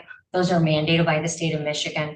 And then you have your probation oversight fees. That'll actually be. So the total is $675. You are gonna, you took a plea agreement under 771 for that 12 months. So it has to be 12 months because that's what the agreement was, okay? But I don't think you need real intensive, terms. So the sentence will be delayed under 771 for a period of 12 months pursuant to the plea agreement. You must abstain from use of possession or alcohol or controlled substances unless prescribed by a physician, and documentation is provided to the probation department. You may be subject to random drug and alcohol testing at your expense. I'm not going to make you do the anger management, even though I think you need it. Okay. But I am going to make you do the substance abuse education class. You're 21. Like, I think there are things you would benefit, like you could benefit you in that program. Like, it might be helpful for you to know that like drinking and driving is bad, right? And drinking from a passenger seat and bringing alcohol into a car is like illegal. It's not like, we don't have to agree. There are lots of laws that you might not agree with, but it's a law and you have to follow it. So I think the class might be good for you because maybe it'll give you a little bit of mindfulness, help you just make. We just weren't drinking the bottle. I just had it in the car. I drove this car home. There was no allocation. Well, you're trying to say. Said that he was drinking in the car. They let me drive his car home because my friend got pulled over. And I said the bottle was mine. Where's the bottle? The police. He poured it out, put it back in the car. What was the bottle of? Ciroc vodka. Where was it at in the car? It was Under the front passenger seat, I think. Okay. It just didn't have a cap. Didn't have a cap. It didn't have a cap on it, so they called it open intox, even though we weren't drinking. The seal was broken. Okay, all right. You're gonna go to the substance abuse education class, it's just a few hours. Maintain employment and provide proof, you have any outstanding bench warrants? Think maybe. If you do, you'll clear them up Yeah. within the year. No driving without a valid license.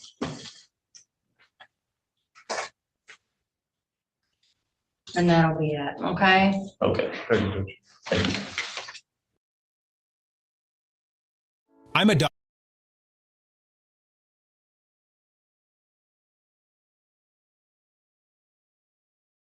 Okay, Mr. Kendricks, come on up. This is 2403170D, the People versus Paris Kendricks. Good morning, good afternoon, Your Honor. James Guzicki on behalf of Mr. Kendricks. Waive reading of the complaint, stand mute. There's an order in there to preserve evidence. He reports he does already have an attorney. He's untethered from the Third Circuit pending a sentencing on July 31st. We're asking for a personal bond so he can attend to that matter. What is he on tether for right now? I don't know what the charge is, just that he is untethered. Okay, well, this is charge, I'll waive formal reading and enter a not guilty plea on his behalf. So, the matter happened in December, Your Honor. The warrant was just, I believe, entered in this year. Okay, I've entered not guilty pleas on his behalf. It's charges of BAC, drunk driving with a BAC over a .17. I'm looking at his history. He has an assaultive history. He had a drunk driving #1 in 05.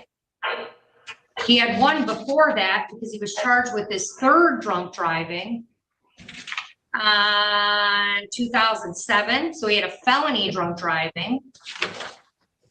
Then he had another felony drunk driving in 2006. And then he had another felony drunk driving in 2017. What am I up to? 3, 4, 5 drunk drivings? Too many. And then he had another drunk driving, third offense, in 2018. Hold on a back over 0.17 is more than double the legal limit in most states.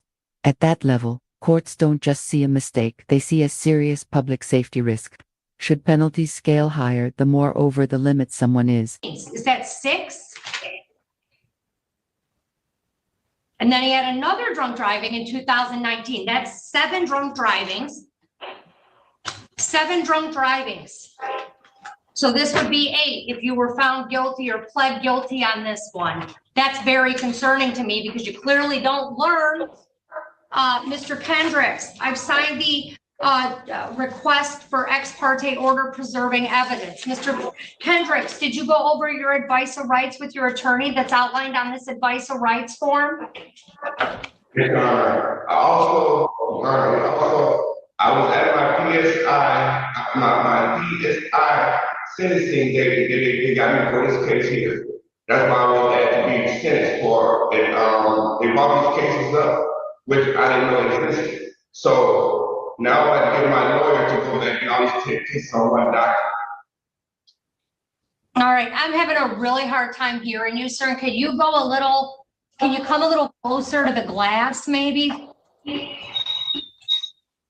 Go ahead, tell me, I'm sorry. Oh, this is it right here? Oh, okay.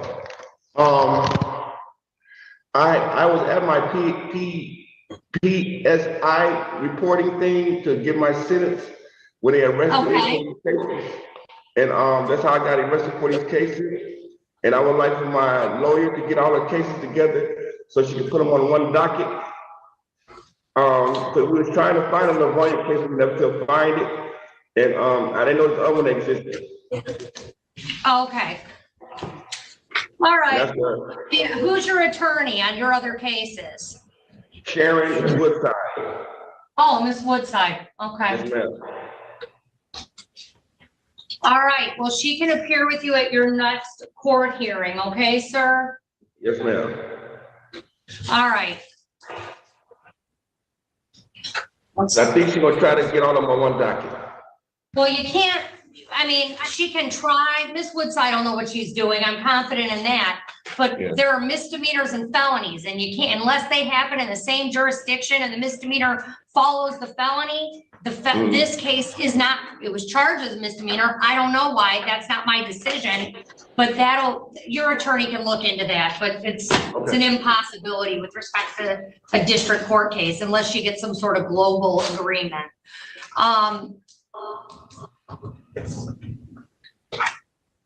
Okay, so I've entered not guilty. We'll set you a court date in the mail. Mr. Kazicki, I mean, as to bond, he's on tether right now for another drunk drive. It sounds like. And this allegation is number 7. He's a danger to the community. I think that's abundantly clear. I mean, sir, you're the grand prize winner. I have literally never had someone in front of me with as many drunk driving convictions as you do, ever. I've never seen it. As a defense attorney, as a prosecutor, as a judge, and in 20 years of experience, I've never seen someone with this many drunk drivings. First time for me. They got me going to psychiatrist and things. Are you on a GPS tether? Yes, I got GPS tether and alcohol tether. I have both.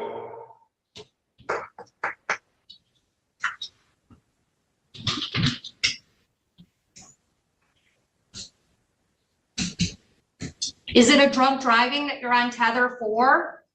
Yes, ma'am. Oy. When did that happen? That happened before these cases here. Before these cases? Yes. So he picked up another drunk driving while he was out on his last drunk driving.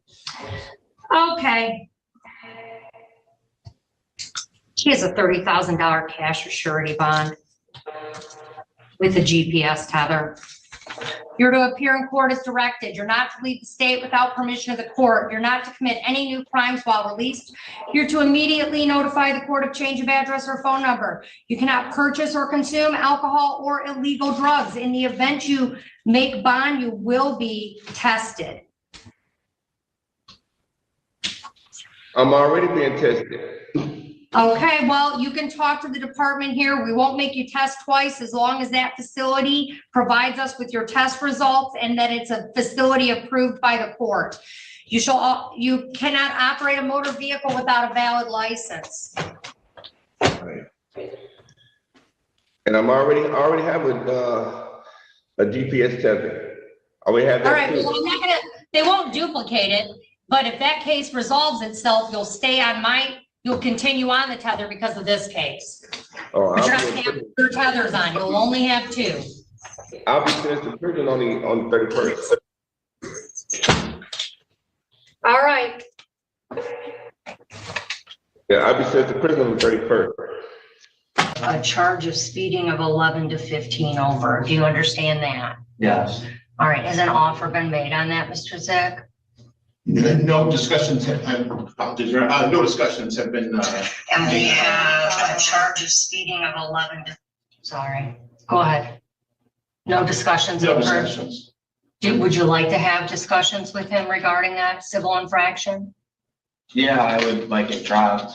Okay, well, I don't know that he's doing that, but he might offer you a reduced ticket with no points. I mean, I don't know that he will, I don't know what he'll offer you, but there could be a reduction.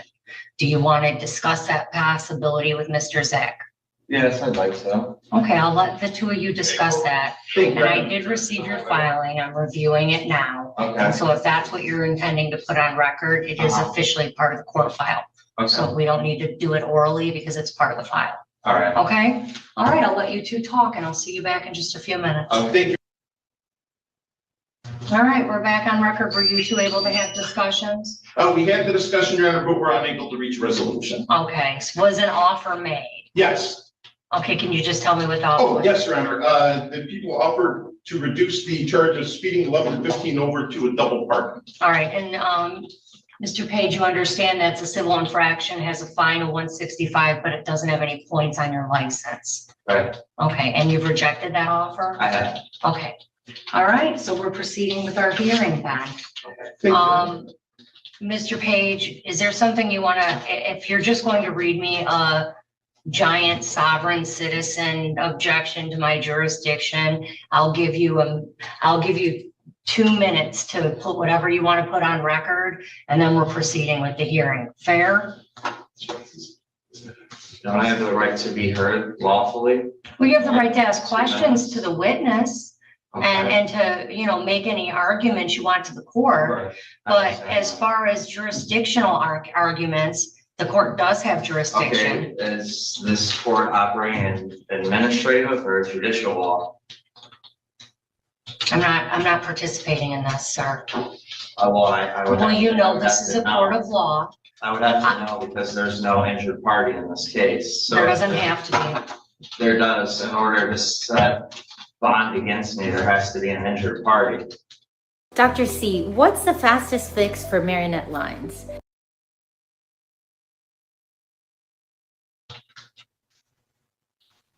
Anything else? I am operating under the laws of the state of Michigan and the Michigan Constitution. And that's the information that I'm willing to provide. And it's, Okay. and I'm certain you're aware of that, sir. You've lived in the United States for your life. And I'm also aware that I have the right to freely travel at my own vehicle Correct. that I maintain and take care of. There was no injured party. I was not engaged in commerce or commercial activity. Okay, well, they can get tickets too for speeding. I'm protected under the Constitution. Speed limit's not law. The Constitution says that. Actually, The speed limit The is statute, state's- code, and ordinance. correct. Statute and ordinance, that's Yeah. correct. So how can I be charged if we're out? Notice how the defense keeps circling back to jurisdiction. It's a tactic meant to stall or Or the state or the federal constitution doesn't mean that you're not subject to regulatory. I mean, do we not have to get driver's licenses? Do we not have to get car insurance? Do we not have to follow basic speed laws? I mean, you can have a constitutional right with limits and, or regulatory provisions or statutory provisions. The right to drive is not written in the Constitution. The right to travel is. Yeah, and that I made that clear to the officer that I was traveling. I wasn't driving. I had that. Were you in a I had car? that Film too. Sir, were you in a car? Yes, I was. All right, you were operating a motor vehicle. And were you in the city of Taylor? Yes, Okay. All right, I wasn't operating a motor vehicle though. I was traveling freely down the road. in a motor vehicle. That I maintain and take care of myself. It's my property. Okay. I understand that. That doesn't affect this. Okay, I mean, you were driving a car in the city of Taylor. Yes, okay. And that's why we're here. Okay. Okay, Your Honor, people in waiting for opening at this time would be prepared to call their first witness when you're ready. okay, call your first witness. Thank you, Your Honor. At this time, we call Corporal Billy Schillenberg to the stand. Okay, officer, if you can come on up to the witness stand. Raise your right hand when you get up here. You solemnly swear or affirm to tell the truth, the whole truth, and nothing but the truth, so help you God. Okay, have a seat. Mr. Zick, your witness. Thank you. Corporal Schillenberg, can you state your name and badge number for the record? Corporal Billy Schillenberg, badge number 260. And you're employed with the Taylor Police Department? I am. And what's your position with the police department? My rank as a corporal in the traffic bureau. And Mr. Schillenberg, were you working back on November 4th of 2024 in the afternoon hours? I was. All right. I'm going to direct your attention back to that date and time. Can you describe to the court where you were approximately doing traffic detail on November 4th, 2024 at about 1:35 p.m. At that time? On November 4th, 2024, approximately 1:49 PM, I had Corporal Schillinger, sitting stationary and, Sir, you can't read off your report. You can use it, if you want to use it to refresh your memory, you're free to read it, but you can't just read the report into the record. I, Corporal Schillinger, was sitting stationary, monitoring traffic on southbound Telegraph, south of Brest Road, when I observed a silver Ford Fusion traveling faster than vehicles around it, which time I activated my LiDAR device, which I am trained and certified to use in the state of Michigan. Pointed the LiDAR directly at the hood of Mr. Page's vehicle and received a reading of 58 miles per hour in a 45 mile per hour zone at 694.5 feet. Wait, say that again, 58 miles per hour. Now, what was the speed limit there? 45. And Corporal Schillinger, this all occurred in the city of Taylor, County of Wayne, state of Michigan? Yes, sir. All right. And you indicated you're certified with the LiDAR device. Can you briefly explain how that works and what does it mean when you got a reading at 694.6 feet? So the LiDAR device, in order to operate it, you have to go through a training class to be certified to use it. When you activate or turn on the LiDAR device, it has to go through a self-inspection, and it has to pass all of these self-inspections for it to work. And that particular day, I did my self-inspection of the device, powered it on, it did pass all tests. So the way the LiDAR works is when you point the LiDAR at the hood of the vehicle, it'll give you a speed reading and a feet reading. So the feet is the distance away from where the LiDAR is to the vehicle approaching that position. And based on the reading that you received of 58 and you were monitoring a 45 mile an hour zone, what did you do next? At that time, I got the 58 and 45. When I got the 58 and 45, set my LiDAR device down. I maintained visual sight of the vehicle that I got a reading from. When Mr. Page approached my patrol vehicle, so I exited the parking lot which I was sitting in. Objection, I approached your vehicle. All right. Can you just clarify when you I say? never got out of my vehicle. All right, well, let's let him clarify the answer. Okay. I took it to mean something Sorry, else. Your So Honor. no, you have a right to make an objection. Can you just have him clarify what he means by that? Yes, Corporal Schillinger, can you please clarify your last statement? So I'm sitting on the west side of Telegraph Road, monitoring southbound traffic in a parking lot. And that was the parking lot of Turbo Motors? Yes. 12200 Telegraph? Yes. Okay. So sitting stationary in that parking lot, when I got the reading of 58 and 45, Mr. Page was 694.6 feet away from my vehicle. So as he passed my vehicle in his automobile, that's when I exited the parking lot, pulled behind his vehicle, activated my emergency lights, and initiated a traffic stop on his vehicle. All right. And that traffic stop was initiated in the parking lot down the road at 12510 South Telegraph? Yes, that'd be the Enterprise. What was it? Enterprise. Enterprise, okay. And you maintained visual contact with the vehicle the entire time? All right. Did you at some point identify the driver of that 2020 Ford Fusion, silver in color? I did. All right. And just for purposes of And there it is, despite all the legal jargon, the speeding ticket sticks. Your Honor, let the record reflect that he has identified the defendant, Zachary Ryan Page, seated at council table. The record shall so reflect. Based on your reading and your observations, Corporal Schillinger, did you then issue a citation to the defendant? All right, so while we were on the traffic stop, I asked Mr. Page for his identification numerous times, which he refused to do so. I refused to do so. At that time, Sergeant Kish made my location. Mr. Page eventually ended up providing his driver's license to Sergeant Kish. At that time, I was able to issue him a citation for the speeding 11:15 hour. And when you were observing traffic on southbound Telegraph from your location at Turbo Motors, did you have were you able to maintain a clear visual of the traffic and the defendant's vehicle? Yes. Okay. Your Honor, I have no further questions this witness this time. All right, Mr. Page, you have some questions for the witness? You're free to step to the podium just so the court reporter can take everything down. Installers who frequently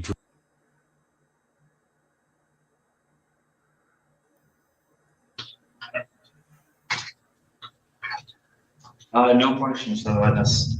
Okay. All right. Your excuse, Corporal Kish, thank you. People rested this time, Your Honor.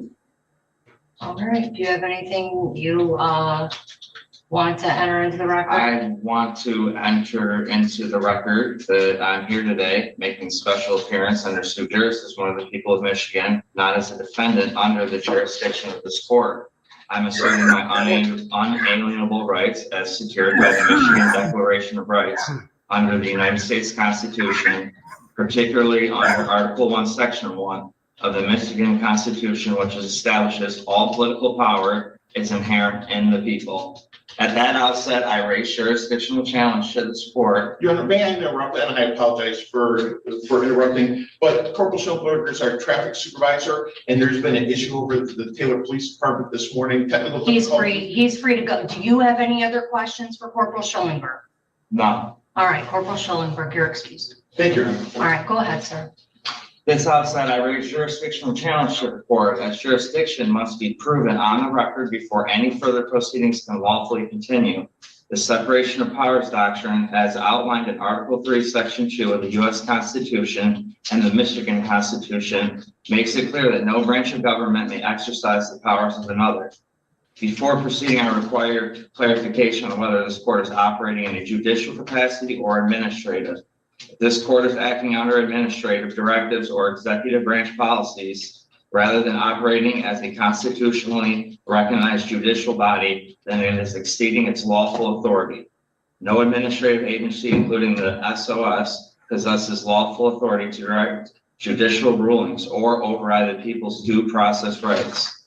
Any attempt to enforce such directives constitutes an unconstitutional exercise of power, rendering these proceedings null and void, ab initio. Furthermore, jurisdiction cannot be established by assumption, presumption, or coercion. Due process demands that I am provided with clear lawful authority establishing the legitimacy of this court's jurisdiction over me, an individual exercising my constitutionally protected right to travel. Without such proof, this court is proceeding without lawful authority and any ruling is issued a legal nullity.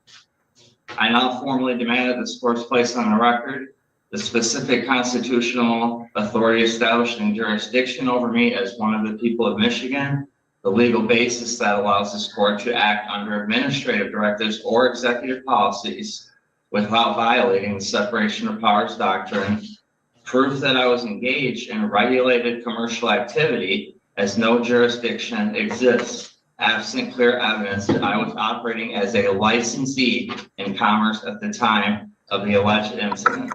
Until these fundamental issues are resolved, I will not proceed under any assumption that this court has lawful jurisdiction over me. To do otherwise would be to waive my inherent rights, which I do not consent to. I stand firmly on my right to due process, equal protection, and the supremacy of constitutional law. The burden is on the prosecution and the court to establish jurisdiction before any further action can lawfully take place. All right, thank you, sir. You're welcome. All right, I heard testimony today from Corporal Billy Schellenberg. Corporal Schellenberg testified he is works the traffic bureau at the city of Taylor, and that he was in that capacity, working in that capacity on November 4th of 2024 at 1:35 p.m. approximately.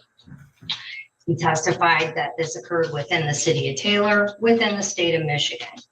He testified that he is trained and certified to use LiDAR devices, and that the device had been inspected. He explained how the device is placed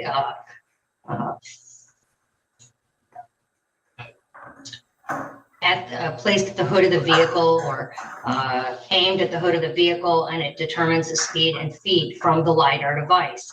He testified that at the time, I can't recall the exact number, but he was approximately 600 feet away from the driver of the silver Ford Fusion, and that he was clocked at a speed of 58 in a 45-mile-hour zone. He testified as the vehicle came towards him and passed him, he put his device down and initiated a traffic stop. The stop ultimately occurred at 12510, which is on Telegraph Road, which is a business of enterprise. Corporal Schillingberg also identified Mr. Page as the driver of the motor vehicle, and his license was ultimately produced, and he was issued a traffic citation. The standard for these hearings is not beyond a reasonable doubt, and there was no questions to Officer Schillingberg that offered any contradictory testimony to the testimony that was issued in this case. Therefore, Mr. Page, I find you responsible of the civil infraction of speeding 11 to 15 over, and that has a fine of $130. Mr. Page, do you need time to pay? I know. Okay. How much? Can you pay in 30 days? I mean, yeah, if I got on a payment plan. All right. Well, would you rather pay something on a monthly basis? Can you pay $70 a month, $50 a month? Tell me what you. 50 a month. Yeah. All right, they'll send you notice of the payment plan. Are you on Hidden Lane still? Yes. All right, Mr. Page, you'll receive notice of that in the mail. Honestly, I've tried the new bearskin hoodie, and here's the truth. It's 340 grams.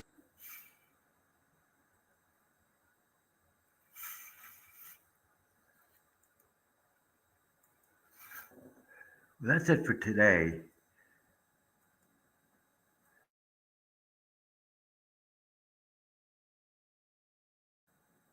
That's it for today, everybody. I will see you guys at another time. Ciao, ciao, and ta-ta.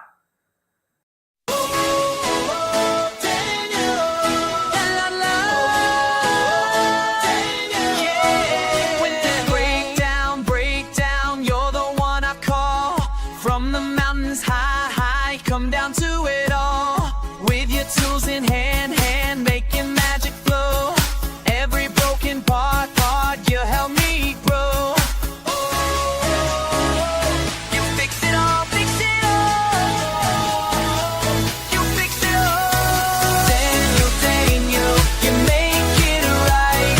Daniel, everything's right when I'm falling apart. You put me back together. You make it better.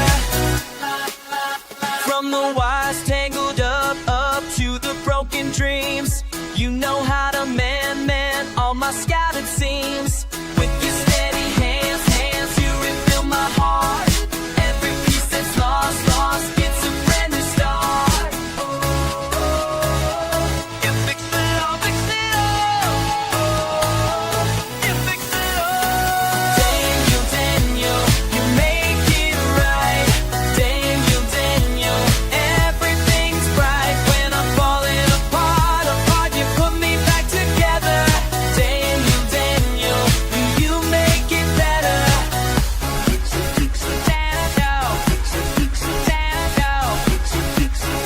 Make it right when the world shuts down, and I can't see clear. You're my solid ground, always drawing near. Never give up on this heart of mine. Put it back together every